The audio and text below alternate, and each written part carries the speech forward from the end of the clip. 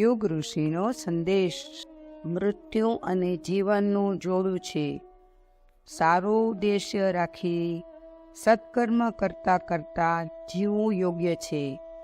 એ માર્ગે ચાલતા જો અભાવ, અવરોધ કે સંકટોનો સામનો કરવો પડે તો પણ ડગવું ના જોઈએ. એક દિવસ મરવાનું તો છે જ. મોત ક્યારે આવે તે નક્કી નથી.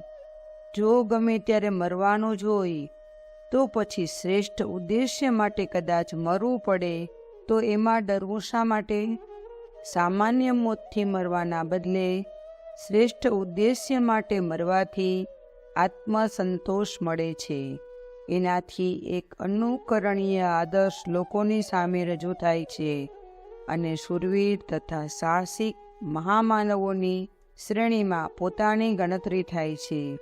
જે મૃત્યુ સાથે આટલા બધા લાભ જોડાયેલા હોય તે ખાટલામાં રીબાઈને મરનારાની તુલનામાં ખૂબ શ્રેયકર છે. મોત જિંદગીનો સહચર છે. બંને એકબીજા સાથે જોડાયેલા છે. જ્યાં એક હશે ત્યાં વહેલું મોડું બીજું પણ આવશે જ. એક વગર બીજું અપૂર્ણ છે. આપણે જીવનની જેમ મૃત્યુનું પણ સન્માન કરવું જોઈએ. મોતને કલ્યાણકારી તથા શ્રેયકર બનાવવા માટે સાહસ કરવું જોઈએ. અખંડ જ્યોતિ, ફેબ્રુઆરી 1975, પૃષ્ઠ 23, સંદર્ભ ગ્રંથ યુગ ઋષિનો સંદેશ.